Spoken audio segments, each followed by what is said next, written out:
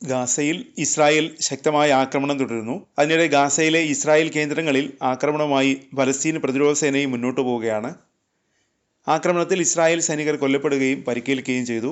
തെക്കൻ നഗരമായ റാഫയിലും വടക്ക് ഗാസ സിറ്റിയുടെ കിഴക്കുള്ള ഇസ്രായേലിൻ്റെ കമാൻഡ് ആൻഡ് കൺട്രോൾ സൈറ്റുകളിലും പ്രതിരോധ സേനകൾ ലക്ഷ്യമിട്ടു. പ്രതിരോധ സേന 2 IDF സൈനികരെ വെടിവെച്ചു.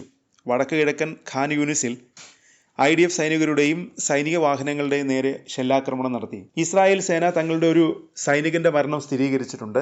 ഹമാസിന്റെ സായുധ വിഭാഗമായ അൽ-ഖസാം ബ്രിഗേഡുകൾ തെക്കൻ റഫയിലെ ടെൽ അൽ സറൂബിന് സമീപത്തുള്ള സലാ അൽ ദിനിൽ ഒരു IDF കമാൻഡ് ആൻഡ് കൺട്രോൾ സെന്ററിൽ ഹ്രസ്വദൂര 114 mm റജൂം റോക്കറ്റുകൾ ഉപയോഗിച്ച് ആക്രമണം നടത്തി. കൂടാതെ ഗാസ നഗരത്തിലെ അൽത്തുഫ മേഖലയുടെ കിഴക്ക് അൽ-ഖസാം ബ്രിഗേഡുകൾ മറ്റൊരു IDF സൈറ്റിനെ ലക്ഷ്യം വെച്ചും ഷെല്ലാക്രമണം നടത്തി. അൽ-ഖസാം ബ്രിഗേഡുകൾ ഗൗൾ സ്നിപ്പർ റൈഫിൾ ഉപയോഗിച്ച് 2 IDF സൈനികരെ വെടിവെച്ചതായും ഒരാൾ കൊല്ലപ്പെടുകയും മറ്റൊരാൾക്ക് പരിക്കേൽക്കുകയും ചെയ്തതായും അറിയിച്ചു. കൂടാതെ ഗാസ സിറ്റിയിലെ ഷുജയ്യ മേഖലയുടെ കിഴക്ക് ഒരു യാസിൻ 105 ഷെൽ ഉപയോഗിച്ച് ഒരു മെർക്കാവ ടാങ്കിനെ ലക്ഷ്യമിട്ടതായി പ്രതിരോധ സേന പറഞ്ഞു. അതേസമയം പോപ്പുലർ റെസിസ്റ്റൻസ് കമ്മിറ്റികളുടെ സായുധ വിഭാഗമായ അൽ നാസർ, സലാഹ്, അൽ ദിൻ ബ്രിഗേഡുകളുമായി ചേർന്ന് സംയുക്ത ഓപ്പറേഷൻ നടത്തിയതിൻ്റെ ദൃശ്യങ്ങൾ അൽ-അക്സ മാർട്ടിയേഴ്സ് ബ്രിഗേഡുകൾ പുറത്തുവിട്ടു.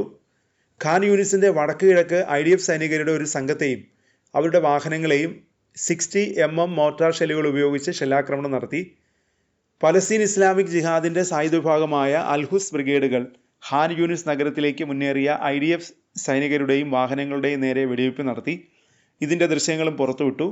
അൽ-ഹുസ് ബ്രിഗേഡുകളുടെ റോക്കറ്റ് ഫോഴ്സ് പുറത്തുവിട്ട മറ്റൊരു വീഡിയോയിൽ ഗാസയിൽ നിറാം മേഖലയിൽ ഖുദ്സ് 3 റോക്കറ്റുകൾ ഉപയോഗിച്ച് പ്രതിരോധ സേന ആക്രമണം നടത്തി. ഗാസയിൽ ആക്രമണം ശക്തമാക്കാൻ സൈന്യം തയ്യാറായിരിക്കണമെന്ന് IDF സൈനിക മേധാവി പറഞ്ഞിരുന്നു.